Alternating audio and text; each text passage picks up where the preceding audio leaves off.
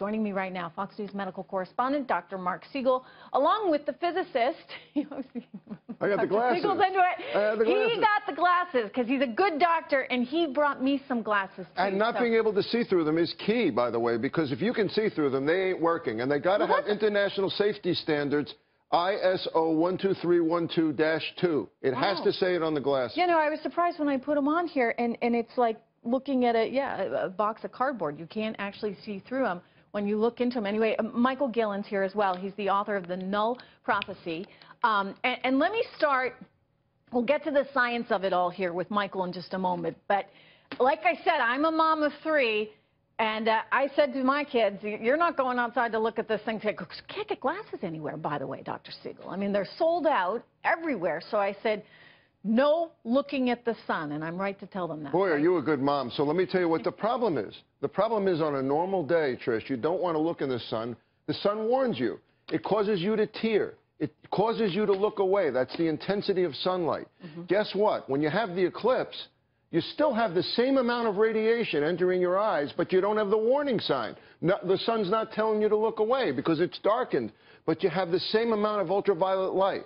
Now the eclipse is over, let's say after 2.5 hours. You say, I'm fine. I can see fine. But the next day or the day after, that's when the problems occur. That's when the retina, the photochemical of the brain, the photo paper of the brain, if you will, is damaged. Your central vision can be damaged. You get blurry vision. You see wavy lines. Is it correctable at all?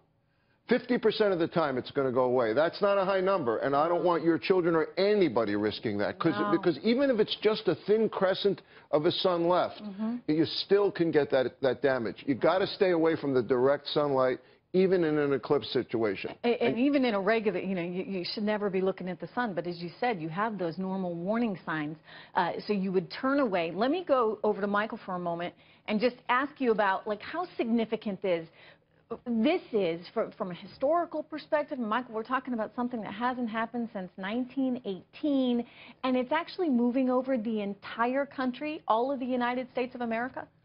Well, what's interesting, Trish, is that total solar eclipses happen somewhere on Earth about every 18 months. So on some level, it's not rare. However, in any given location, I'm in Nashville, for example, on average, you get a total solar eclipse once every 400 years. In fact, here in Nashville, the last time we had a total solar eclipse was more than 500 years ago. So on that score, it is very, very rare. Get out.